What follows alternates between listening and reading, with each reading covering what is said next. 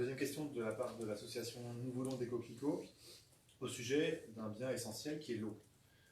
Comme vous le savez, la qualité de l'eau est contrôlée, est très contrôlée, mais on tolère des quantités à nouveau de pesticides dans l'eau qui sont plus importantes aujourd'hui qu'il y a 10 ans, 5 fois plus importantes qu'en 2010, d'après les chiffres que j'ai là. Il n'y a d'autre part aucune prise en compte réelle de l'effet cocktail des pesticides.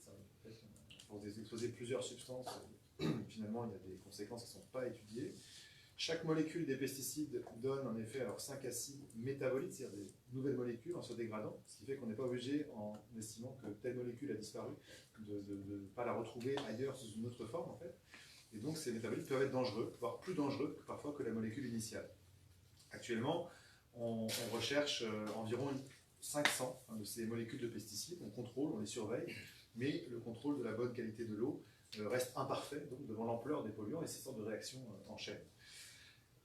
Comme ça a été d'ailleurs un peu évoqué, ce n'était pas tout à fait le sens de la question précédente, mais on a déjà abordé dans certaines de vos réponses, on touche ici à la question, bien sûr, délicate des pesticides, des engrais utilisés dans l'agriculture. Et donc Blois, qui est cerné, comme vous savez, par beaucoup de zones agricoles, et en fait cerné par des zones qui sont non conformes. De ce point de vue-là, il faudrait préserver les zones de captage, et la question est donc la suivante, pour préserver les ressources en eau destinées à la consommation humaine, sachant qu'un droit de préemption a été créé en décembre 2019, au profit des communes, prévoyez-vous de tout faire pour préempter les terres agricoles qui sont sur les zones de captage pour alimenter en eau la population, voire en amont. Donc concrètement, y imposer une agriculture sans pesticides pour protéger ce bien commun. Là aussi, je vous invite à ne pas dépasser 1 minute de plafond pour répondre, s'il vous plaît, en commençant par vous, monsieur. Non. La préemption est quelque chose qui pour moi est aujourd'hui mais compliqué parce que je vais rebondir sur quelque chose qui a été dit tout à l'heure. On peut faire de l'écologie de façon responsable, de façon incitative, sans forcément être dans l'écologie punitive ou de contrainte. Aujourd'hui, naturellement, que ce soit du point de vue du consommateur, ou que ce soit aussi du point de vue des agriculteurs qui, pour certains, s'y retrouvent mieux financièrement à travers tout ce qui est l'agriculture raisonnée ou l'agriculture biologique. Aujourd'hui, le sujet est de se poser la question de comment peut-on les accompagner pour qu'ils fassent cette transition, plutôt que d'essayer de leur mettre une épée de Damoclès au-dessus de la tête en leur disant que demain, attention, une préemption est envisageable et les mettre dans une situation difficile, sachant qu'ils souffrent déjà particulièrement. Protégeons nos agriculteurs, accompagnons-les, parce qu'on sait que derrière les externalités positives de l'agriculture biologique ou raisonnée sont nécessaires, et on peut en parler justement avec ces fameux cocktails qu'on trouve dans... Merci beaucoup. Merci. Donc là, en 1 minute sur cette question, vous donner un avis, je trouve que ce serait présomptueux de ma part et pas très honnête. Donc l'idée pour moi, si la question venait à être sur la table, c'est de pouvoir m'entourer de personnes sachant des deux côtés et d'avoir les deux points de vue. Donc je suis en train d'entendre là, j'entends bien ce que tu dis. J'entends aussi les problématiques environnementales et on doit y être sensible aujourd'hui et puis qu'on prenne des décisions en conséquence, mais pas en 1 minute. Économique, mais les industries font beaucoup d'efforts sur l'amélioration des baisses de consommation et l'amélioration de la diminution de leur pollution. Merci beaucoup. À vous, madame.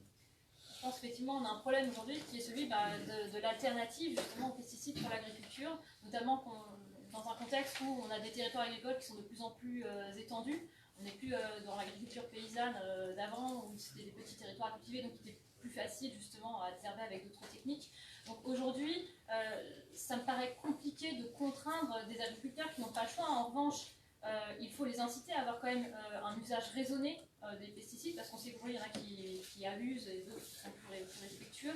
Donc c'est toute une question de dosage, et effectivement les accompagner vers d'autres modes de culture, avec, mais voilà, ça peut pas être qu'à l'échelon local. Mais aujourd'hui on a un vrai souci d'alternative, de manque d'alternative pour répondre à notre tissu agricole tel qu'il est aujourd'hui.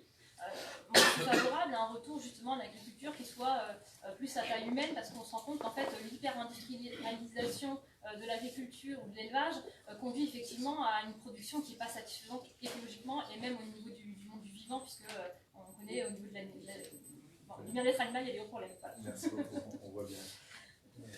Oui, effectivement, c'est un sujet qui reste très compliqué, l'accompagnement de l'agriculture. Après, nous, dans une de nos propositions, notamment au niveau de l'agglomération, s'engage à avoir un fonds réservé aux transitions, notamment les transitions carbone. C'est-à-dire qu'effectivement, accompagner, c'est vrai que c'est la région, c'est vrai que c'est l'État, mais je pense qu'en local, si on a envie, de façon très précise, très ponctuelle, parce qu'il y a un enjeu de santé publique, d'accompagner une entreprise, un agriculteur, à transformer son exploitation ou à transformer sa manière de voir son entreprise et son fonctionnement, engageons-nous financièrement à le soutenir pour justement avoir les bénéfices après qui vont, je dirais, arriver dans les robinets de toutes les personnes de la ville de Blois. Ça nous semble intéressant d'utiliser ce fonds-là à ce moment-là. Non. Tout à l'heure, il y en a qui ont parlé du désherbage manuel chez vous. Donc ça veut dire qu'il faut plus de bras, je sais très bien. Donc effectivement, on sait très bien que la dotation diminue. On sait très bien que la taxe d'habitation diminue et que certains présidents pensaient ou voulaient le compenser à l'euro près. Ce n'est pas le cas, donc effectivement, comment on fait? Et c'est un petit peu la limite de notre exercice là aujourd'hui, c'est que voilà, on parle un petit peu, à mon avis, dans le vent. Un autre exemple, c'est la loi NOTRe, qui a vu les centres de décision se déporter au niveau de la région, c'est-à-dire loin de la population. C'est-à-dire que plus on éloigne la population des centres de décision, plus il y a d'opacité, plus il y a de corruption. Enfin, je parle en général, je dis personne, mais ça peut exister, hein, on l'a montré. Et surtout, on avantage les grosses entreprises, les multinationales au détriment des petites et des moyennes. Voilà. Merci beaucoup.